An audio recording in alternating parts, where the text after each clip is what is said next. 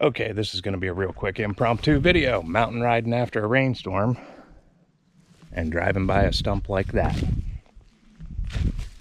What we've got, I thought it was hen at first, but it's not. It's a little too early for hens yet. But this is a black staining polypore, or a giant polypore. And they are all around the trunk of this tree. So we're going to take a little bit and we're going to leave a little bit for next year's growth. Now they've got a real short stem on them. Let's see if I can figure out how to set you guys down so I can show you this. Oh, here we go. There. This might work. Perfect. So we're going to come in underneath. We're going to leave the small one. We're going to take this one and lay it aside. And we're going to take the bigger one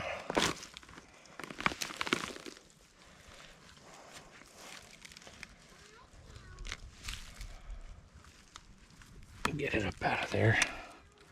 Get rid of some of the grass and leaves.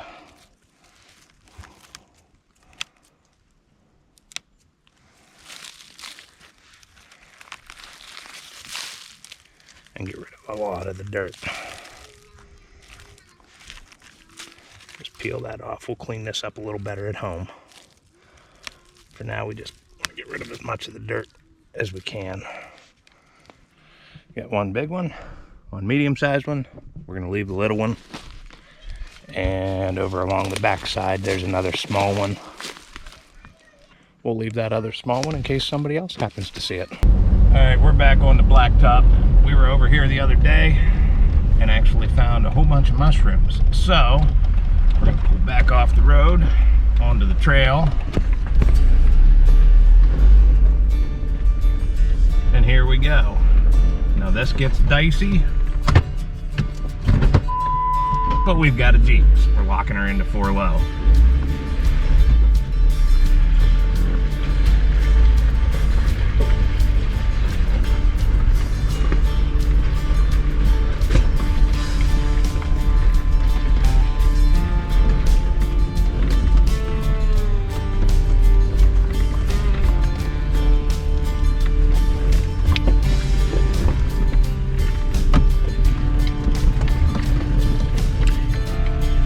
Is that the one we already harvested? Yep. Okay. Disregard.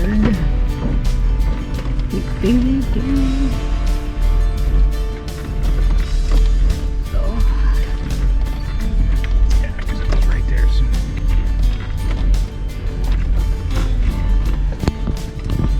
The first couple hundred yards of this trail going back in from the paved road, unless somebody wants to get out or walk it, or they've got an off-road rig, it's going to deter almost everybody else that's just driving through there, which is probably why we found all the mushrooms we did right beside the road the last time we were out.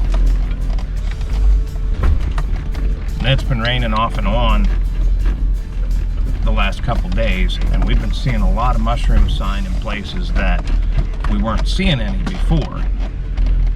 So chances are we're going to find even more out here this trip.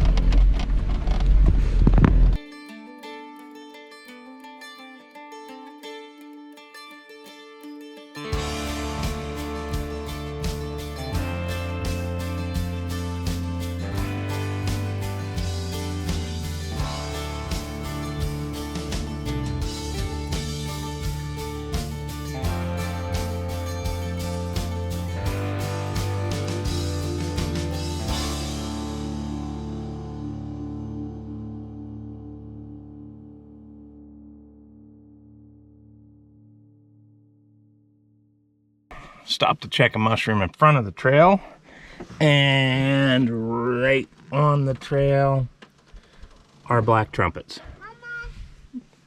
So we're gonna pick a few of these. We'll take these back with us. It's gonna be a good meal tonight. Hold on, buddy. What are you doing, Mama? Nice little handful of black trumpets. We're finding all sorts of good stuff. Now, I don't need any of these because I already have some tincture at home. But this, growing right here, is young Indian pipe or ghost pipe. Now, these are still small. They'll get maybe twice that height-wise,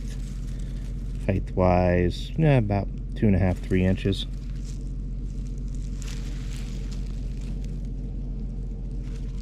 A lot of times you'll find them growing in clusters, but it's a good pain reliever, and it's also been used for anxiety. If you get a bunch of those, put them in a jar, just chop them into 1/2-inch pieces, put it in a jar, cover it with a high-proof alcohol like vodka or Everclear, and let it sit and tincture out for about 2 weeks. Then you strain it and remove all the pieces, put it in your refrigerator, and you use it in dropper form under your tongue. Anywhere from 6 to 15 drops if you're doing it for the first time. Try 2 or 3 just to make sure you don't have any type of reaction to it. We don't need them. I already have tincture at the house, so we're letting them be. I'm fairly certain I found our new favorite mushrooming area, because growing right along the trail that doesn't get used a whole lot are a whole bunch of nice, fresh chanterelles. So we're not going to take all of them, but we are going to take a couple handfuls.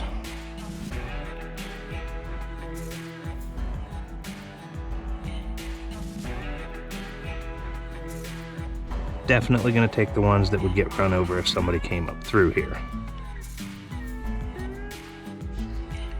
And there's a couple here that are very nice and young. That's all right, that'll wash off. Take the ones that'll get run over.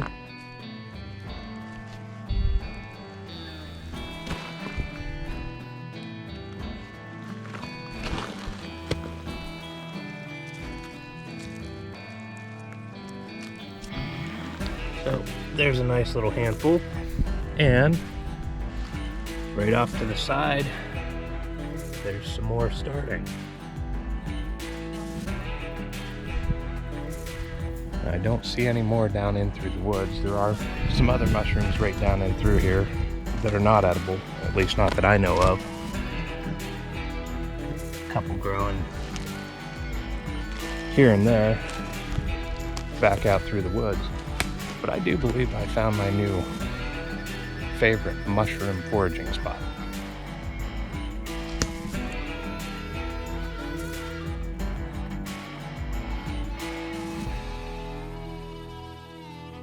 Well, we had some good luck last evening getting all these.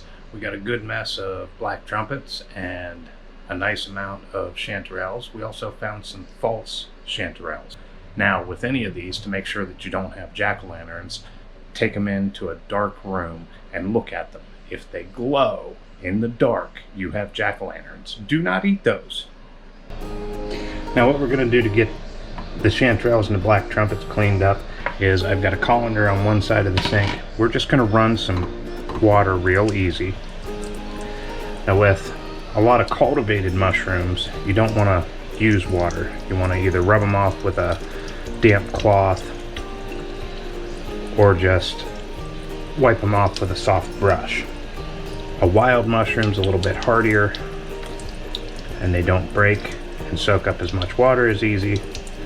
So what we're going to do is just run some water underneath the caps, and over top of the caps we're going to get rid of any dirt that might be in there. Now, this is also a good time, if you didn't cut your mushroom and you just pinched them, to cut off the very base.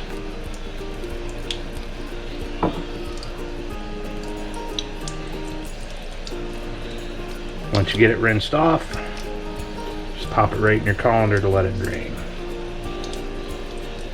Some of these did get a little beat up on the ride home, no big deal. We're still going to eat them. And if you need to use a brush, either use a soft brush or just go real light with a vegetable brush. It doesn't take much pressure to work out any of the dirt and the sand.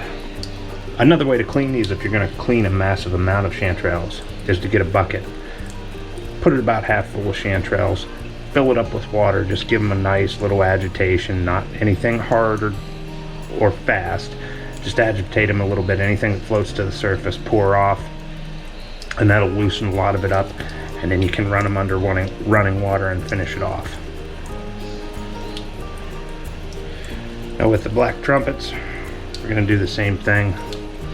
If you didn't cut them and you just pinched them off, take off the very bottom where they were in the ground, and then we're just going to give them a little rinse to get rid of any dirt that's down in them.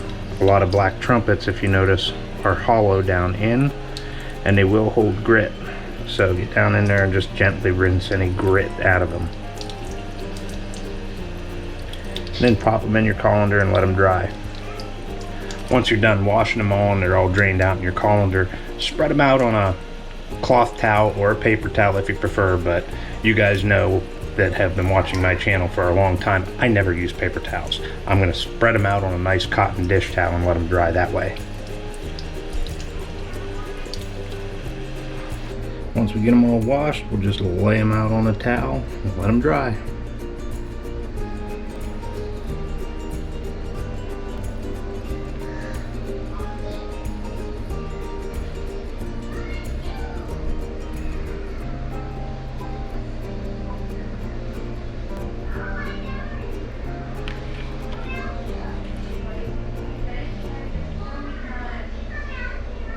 Now we're just going to let them dry off to get rid of the water from washing them.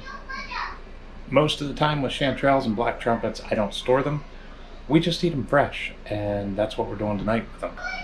Now if you did want to store them, once they're done drying on the paper towel for about a half an hour to an hour, pop them in a paper bag, throw them in your fridge, and they'll last 4, 5, maybe 7 days at most, and you'll have them fresh for a couple days. If you want to keep them longer than that and put them up, you can always dehydrate them. I've also seen a lot of people that are smoking them and then dehydrating them.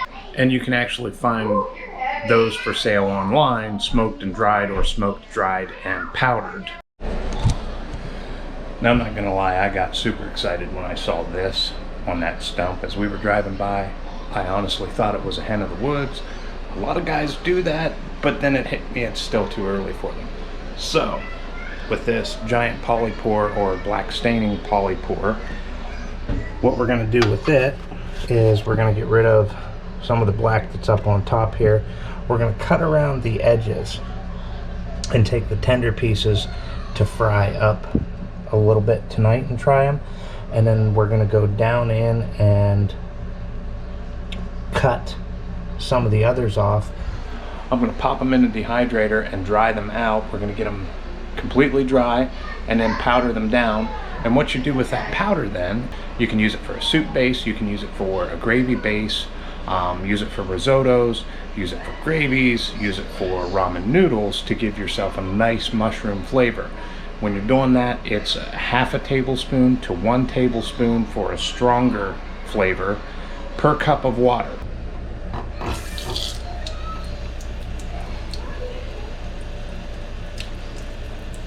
By the way, if anybody's interested in one of these awesome Cooking Guild Nomad Series knives, check the link below in the description and get on there and get yourself one of those. Use our code that's listed and you'll get 10% off your order.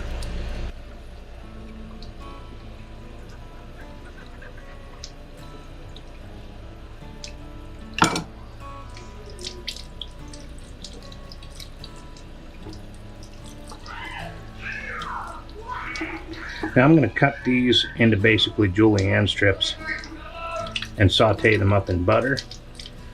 Another thing you can do that I've heard of doing with the tips with these is cooking them up in barbecue sauce and doing like a pulled chicken or pulled pork type recipe with it. All we want with these for the fresh cooking is just the tips, just like you would with chicken of the woods. That's where the tender piece is.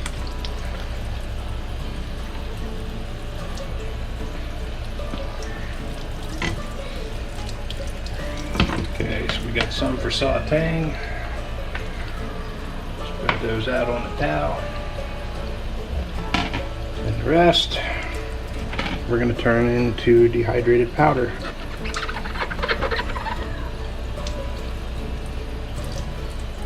After we get all the leaves and grass and other stuff out of it that we don't want.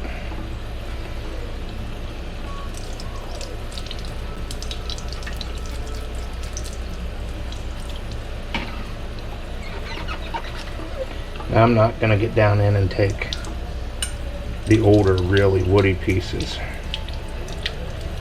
Unfortunately, with a mushroom like this, you're only going to get about a quarter of what you actually harvest to turn into powder. If it starts to feel real tough and woody when you're cutting it, that's where you want to stop.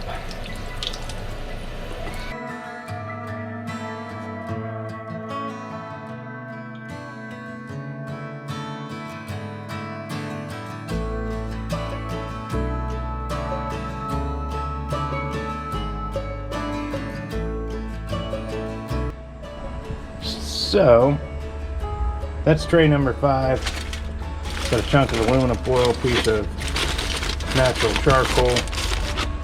We're just gonna add some hickory chips and build a little cold smoker. And let this thing smoke in the grill for a little while and smoke the mushrooms and see how it comes out. Okay, the black truffles, we're gonna do whole. I just saute them whole. It only takes a couple minutes, about 2 or 3 minutes. Now this polypore, we're going to take and we're going to cut them down nice and fine. We can do a rice with it.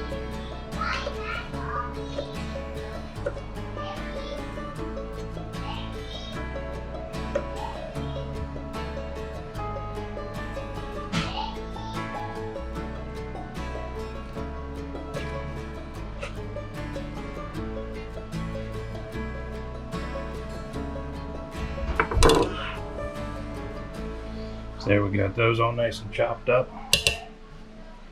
Now, chanterelles, I'm just going to cut them down. Some will cut in halves, some will cut in quarters. These are going to go nicely on top of the chicken. And what I don't use will go in a paper bag in the fridge and get used up on another recipe.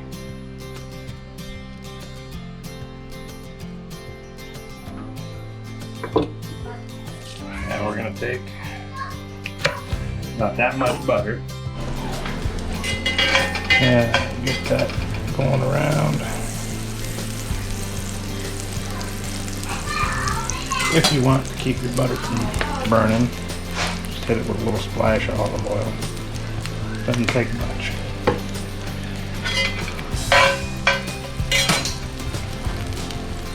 About medium-low heat. Throw our chanterelles in.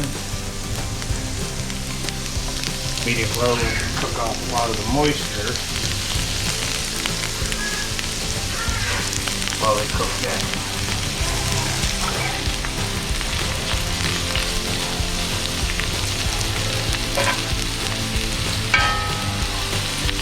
Okay, so we got a chicken breast. I'm just going to take some of the chanterelles, throw them right on top. Add another little pat of butter to the pan.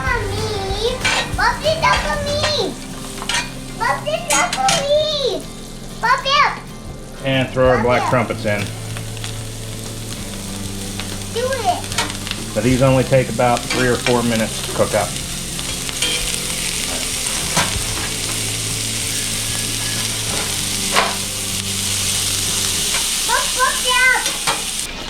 And then we do the same thing. Pull out the chanterelles, throw them on top of the chicken. Now, what I want to do, and don't mind my mess, I'm cooking for the 2 of us plus a couple kids. And add a little more butter in. Get that butter going. And then we're going to take polypore. I'm going to cook this down, and then I'm going to add a little more butter, a little more olive oil, and make a rice with it. But you know me, I am going to try a couple of these once they're done just to see how they taste.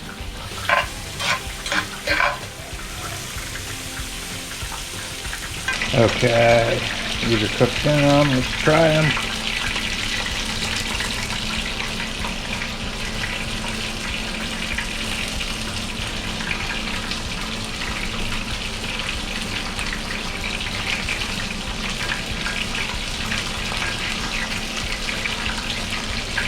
Okay, that's got a really good flavor.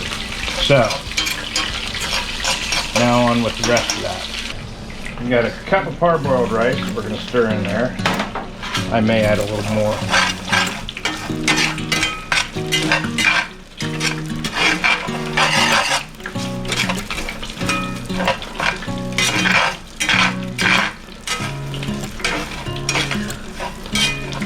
Nope, that's actually going to do it.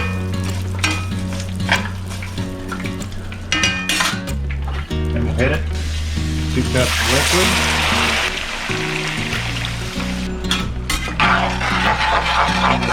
Bring it up to heat and let the rice cook. I'm not trying it with the chicken, just trying it by itself.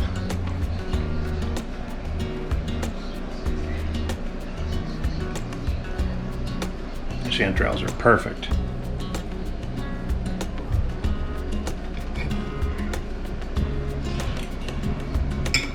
Now the black trumpet by themselves has a flavor similar to a chanterelle, but it's smokier. And it's about the same consistency. It's a black chanterelle. That's all black trumpet is. A little butter, a little salt and pepper. Add them to rice, add them on chicken. Look up some more recipes, because most of the time when I make them, I just do them in butter and put them on whatever I'm eating. That's how I like them. It's done. It's a moment of truth.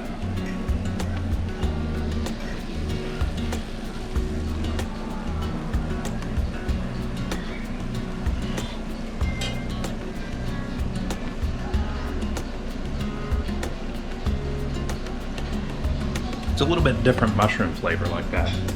It's a deep, earthy style of mushroom flavor, but it's really good. So I can't wait for the dried powder to get done so I can try it out in some recipes. It's been a few days since I finished that video. What I wanted to do was show you the final product on the black staining polypore, or the giant polypore.